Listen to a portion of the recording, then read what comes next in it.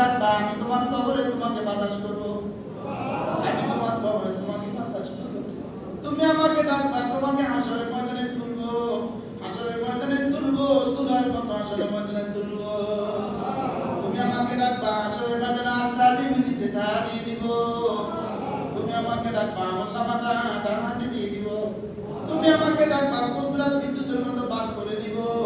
তুমি আমাকে ডাকবা জান্নাতের সবগুলো দুয়ার তোমার জন্য খুলে দিব। তুমি আমাকে ডাকবা কথা দিলাম জান্নাতে সকাল সন্ধ্যা তোমাকে আমার দিদার দিয়ে দিব।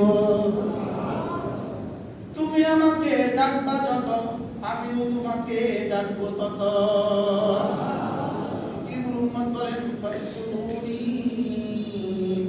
জিস কদর, ফাকুরুনি জিস কদর আকুরকুম ইস কদর। তুমি আমাকে ডাকবে যত আমিও তোমাকে ডাকবো তত। আমার ডাকা কেমন হবে, তোমার ডাকা কেমন হবে? তোমার ডাকা হবে কখনো ফজর, কখনো যোহর, কখনো আসর, কখনো মাগরিব, কখনো ইশা দিয়ে। তোমার ডাকা হবে কখনো তিলাওয়াত দিয়ে, তোমার ডাকা হবে কখনো জিকির দিয়ে, তোমার ডাকা হবে কখনো রোজা দিয়ে, তোমার ডাকা হবে কখনো উমরা দিয়ে, তোমার ডাকা হবে কখনো তাওয়াফ দিয়ে। তুমি ডাকবা তোমার যোগ্যতা দিয়ে, তুমি ডাকবা আমার রাসূল তোমাকে আমাকে যেভাবে ডাকতে বলেছে এভাবে। লাকাদ কানা লাকুম ফি রাসূলিল্লাহি উসওয়াতুন হাসানাহ লিমান কানা ইয়ারজুল্লাহ ওয়াল ইয়াওমাল আখির ওয়া যাকারাল্লাহ কাসীরা। তুমি আমাকে ডাকবা রাসূল যেভাবে শিখিয়েছে সেভাবে। সুবহানাল্লাহ। তোমার ডাকা কখনো নামাজ দিয়ে হবে, কখনো রোজা দিয়ে হবে, কখনো জিকির দিয়ে হবে, কখনো তেলাওয়াত দিয়ে হবে। তোমার ডাকা এক সেকেন্ডের জন্য থামবে না, আমার দেওয়াও এক সেকেন্ডের জন্য বন্ধ হবে না। বাকি তুমি তো প্রতিদিন 24 ঘন্টা নামাজ দিয়ে আমাকে ডাকতেই পারবা না। তুমি তো 24 ঘন্টা পুরো 30 দিন পুরো বছরটা রোজা দিয়ে আমাকে ডাকতে পারবা না। এজন্য তোমার টাকা সিস্টেম আমি করে দিয়েছি, কখনো এইভাবে, কখনো এইভাবে, কখনো এইভাবে, কখনো এইভাবে, কখনো এইভাবে। দোকানে গিয়ে যাবা আমাকে কম দিও না, এটাও আমাকে ডাকা। হ্যাঁ, দোকানে যাবা ব্যবসাতে 2 নম্বর করবা না, এটাও আমাকে ডাকা। এটাও কি? এটাও আমাকে ডাকা, এটাও আমাকে ডাকা। হালাল খাবা, এটাও আমাকে ডাকা। স্ত্রীর মুখে লম্বা তুলে দিবা ভালোবাসা, এটাও আমাকে ডাকা। সন্তানদের জন্য মাল খাওয়াবা, এটাও আমাকে ডাকা। সন্তানদের জন্য চাল কিনতে যাবা, এটাও আমাকে ডাকা। সুবহানাল্লাহ বলে। বিদ্যুতের চাকরি করতে গিয়া পল্লীর উপরে উঠে কাজ করবা, হালাল কামাই করবা, এটাও আমাকেই ডাকা। ফাকুরুনি আকুরকুম, বলেন ফাকুরুনি আকুরকুম। তুমি আমাকে ডাকবে যত আমিও তোমাকে ডাকবো তত। তুমি আমাকে ডাকবা তোমার যোগ্যতা দিয়ে, আমি তোমাকে ডাকবো আমার যোগ্যতা দিয়ে। তুমি আমাকে ডাকবা তোমার হায়াতে, আমি তোমাকে ডাকবো আমার হায়াতে। তুমি মরার পরে আর ডাকতে পারবা না, আর আমি আর জীবনে কখনো মরবো না।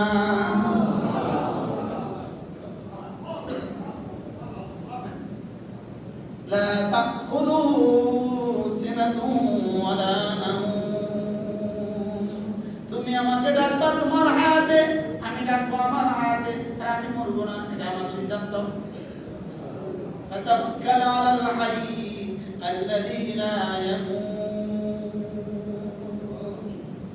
তুমি হাইকে ভালোবাসো, যিনি জীবনে কখনো মরবেন না। আমাদের রব কি? হাই। আমাদের রব কি? হাই। আমাদের রব কি? হাই। হাই মানে কি? আল্লাযী লা ইয়ামুত, যিনি জীবনে। এজন্য নিয়ত করে আজ থেকে 5 ওয়াক্ত নামাজ জামাতের সাথে পড়বো তো ইনশাআল্লাহ। পাক্কা নিয়ত, সবার নিয়ত। আজ থেকে 5 ওয়াক্ত নামাজ কি ইনশাআল্লাহ, বলেন ইনশাআল্লাহ। 5 ওয়াক্ত নামাজ জামাতের সাথে পড়বই পড়ব। বিশেষ করে ফজরের নামাজ ইনশাআল্লাহ, সবাই বলেন ইনশাআল্লাহ। বিশেষ করে ফজরের নামাজ ইনশাআল্লাহ, ইনশাআল্লাহ। আল্লাহ নবী বলেন রাকাতা ফিহা ফজরের 2 রাকাত নামাজ দুনিয়ার মধ্যে যা আছে তার চেয়েও দামি। সুবহানাল্লাহ। একটা ফজর নামাজ পড়লে যদি 500 টাকা দিত তাহলে কে ছাড়তো? 100 টাকা দিলে কে ছাড়তো?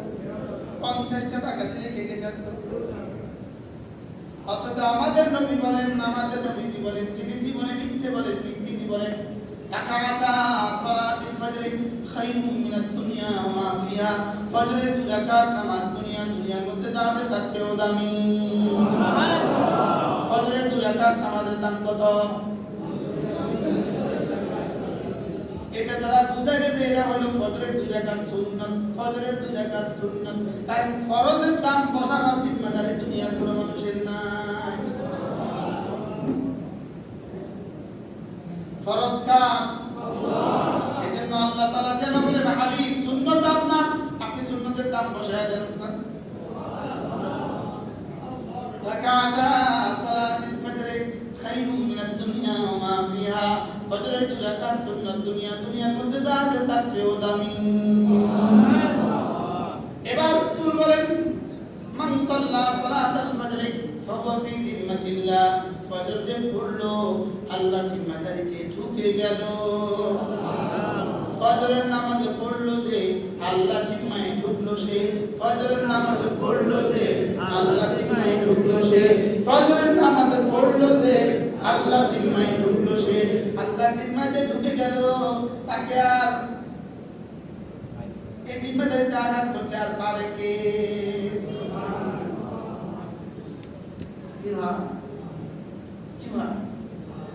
শুধু আল্লাহর জিম্মায় ঢুকে গেছি বলে দেশে ওলামায়ে কেরামের বড় টিকে আছি। বাস্তব বাস্তব আমাদেরকে পিছে দেওয়ার চেষ্টা করছিল, করছে না তারা আছে না? আমরা আছি না? মান সাল্লা সালাতাল ফজর ফাহুয়া ফি জিম্মাতিল্লাহ, যে ফজর পড়লো আল্লাহর জিম্মাদারিতে ঢুকে গেল।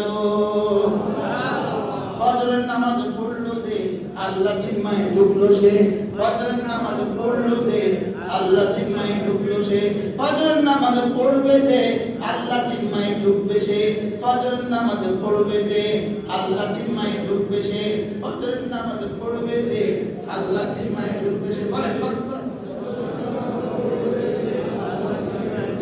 ফজরের নামাজ পড়লো যে আল্লাহর জিম্মায় ঢুকলো সে, ফজরের নামাজ পড়বে যে আল্লাহর জিম্মায় ঢুকবে সে।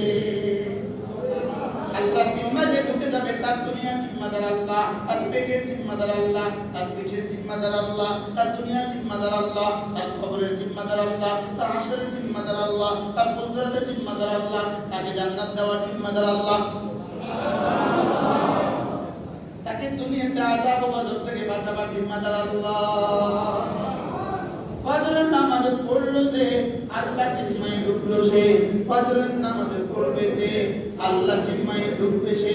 পড়বো ইনশাআল্লাহ। জওয়ানটা বলো, জওয়ান অনেক নওজওয়ান আসছে, জওয়ানটা বলেন পড়বো তো ইনশাআল্লাহ।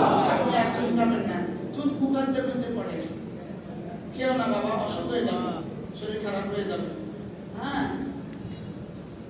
যেটা বলছি সেটা সত্য বলছি, প্রতিটা বিন্দু ক্ষতি করবে, প্রতিটা বিন্দু ক্ষতি করবে। বলেন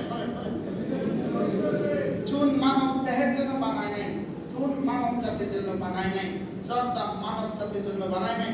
এই জন্য পৃথিবীর কোনো খাদ্য তালিকায় চুন নাই, পৃথিবীর কোনো খাদ্য তালিকায় জর্দা নাই, পৃথিবীর কোনো খাদ্য তালিকায় বিড়ি নাই।